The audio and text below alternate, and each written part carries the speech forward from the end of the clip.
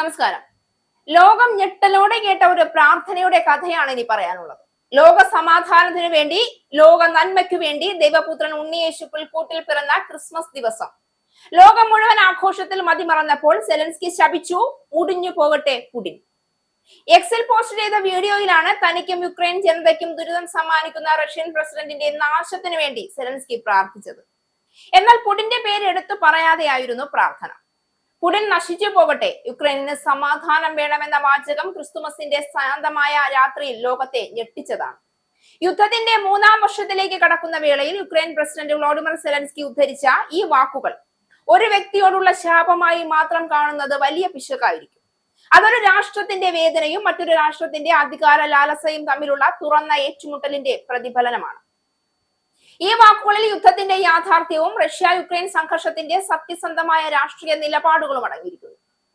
ഇന്ന് നമ്മളെല്ലാം ഒരു സ്വപ്നമാണ് പങ്കുവെക്കുന്നത്. നമുക്ക് എല്ലാവർക്കും ഒരു ആഗ്രഹമാണുള്ളത്, അയാൾ നശിക്കട്ടെ. പുടിന്റെ പേര് പരാമർശിക്കാതെ സെലൻസ്കി ഇങ്ങനെയാണ് പറഞ്ഞത്: റഷ്യ അത്രമേൽ ദുരിതം സമ്മാനിച്ചിട്ടും ഏറ്റവും പ്രധാനപ്പെട്ടതിനെ കീഴടക്കാനോ തകർക്കാനോ സാധിച്ചിട്ടില്ല. അത് നമ്മുടെ യുക്രൈനികളുടെ ഹൃദയങ്ങളാണ്, നമുക്ക് ഓരോരുത്തരിലുമുള്ള വിശ്വാസമാണ്, നമ്മുടെ ഐക്യമാണ്. നമ്മൾ ദൈവത്തിലേക്ക് നോക്കുമ്പോൾ എന്തെങ്കിലുമൊക്കെ മഹത്തായത് ചോദിക്കും. യുക്രൈന് സമാധാനമാണ് നാം ചോദിക്കുന്നത്. നമ്മൾ അതിനായി പോരാടും, പ്രാർത്ഥിക്കും. നമ്മൾ അത് അർഹിക്കുന്നുണ്ട് എന്നും സെലൻസ്കി കൂട്ടിച്ചേർത്തു. യുക്രൈൻ ഈ യുദ്ധം ആരംഭിച്ചതല്ല. 2014 ക്രിമിയയെ ബലമായി പിടിച്ചെടുത്ത റഷ്യയുടെ നടപടികളിൽ നിന്നാണ് ഈ സംഘർഷം ആഴത്തിൽ വേരൂന്നിയത്. തുടർന്ന് 2022 പൂർണ്ണമായ അധിനിവേശത്തിലൂടെ റഷ്യ ലോകക്രമത്തോട് തന്നെ വെല്ലുവിളി ഉയർത്തി.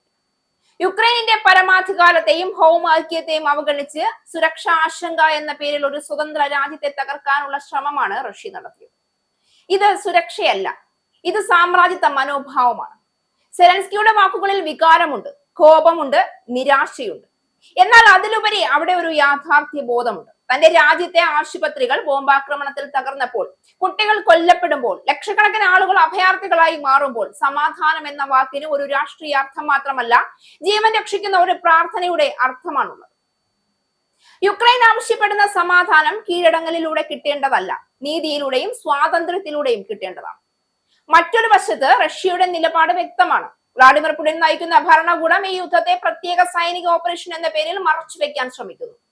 യഥാർത്ഥത്തിൽ അതൊരു രാജ്യത്തിന്റെ രാഷ്ട്രീയ അസ്തിത്വത്തെ തന്നെ നിഷേധിക്കുന്ന അധിനിവേശമാണ് എന്ന് പറയേണ്ടി വരും. റഷ്യൻ ഭരണകൂടം ആഭ്യന്തര വിമർശനങ്ങളെ അടിച്ചമർത്തി, മാധ്യമങ്ങളെ നിയന്ത്രിച്ച്, ജനങ്ങളെ തെറ്റിദ്ധരിപ്പിച്ചാണ് ഈ യുദ്ധം തുടരുന്നത്. സമാധാനം റഷ്യയുടെ ഭാഷയിൽ അർത്ഥമാക്കുന്നത് യുക്രൈൻ കീഴടങ്ങണം, ഭൂമി വിട്ടുകൊടുക്കണം, സ്വതന്ത്രമായ തീരുമാനങ്ങൾ എടുക്കരുത് എന്നാണ്. ഇവിടെയാണ് രണ്ട് രാജ്യങ്ങളുടെ സമീപനങ്ങളിലെ അടിസ്ഥാന വ്യത്യാസം വ്യക്തമായി കാണുന്നത്. യുക്രൈൻ നിലനിൽപ്പിനായി പോരാടുന്നു, റഷ്യ അധികാര വിപുലീകരണത്തിനായി യുദ്ധം നടത്തുന്നു.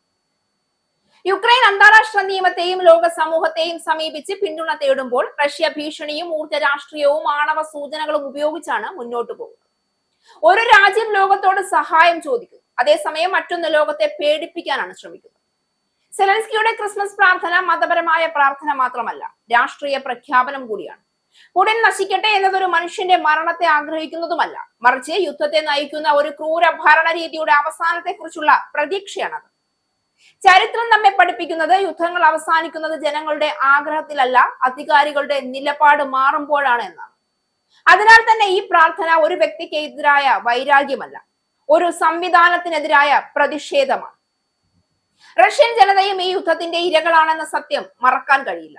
സാമ്പത്തിക ഉപരോധങ്ങൾ, അന്താരാഷ്ട്ര ഒറ്റപ്പെടൽ, യുവാക്കളുടെ മരണങ്ങൾ, ഇവയെല്ലാം സാധാരണ റഷ്യക്കാർ അനുഭവിക്കുന്ന യാഥാർത്ഥ്യങ്ങളാണ്. എന്നാൽ അവർക്ക് ശബ്ദമുയർത്താൻ കഴിയാത്ത അവസ്ഥയാണ് പുടിന്റെ ഭരണകൂടം സൃഷ്ടിച്ചിരിക്കുന്നത്. യുക്രൈനും റഷ്യയും ഒരേ വാക്കുപയോഗിക്കുന്നു, സമാധാനം.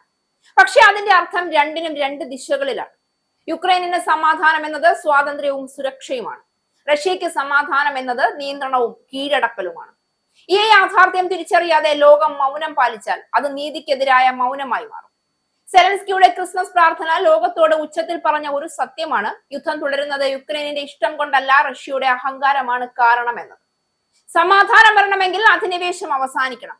അതാണ് യാഥാർത്ഥ്യം, അതുതന്നെയാണ് സത്യം.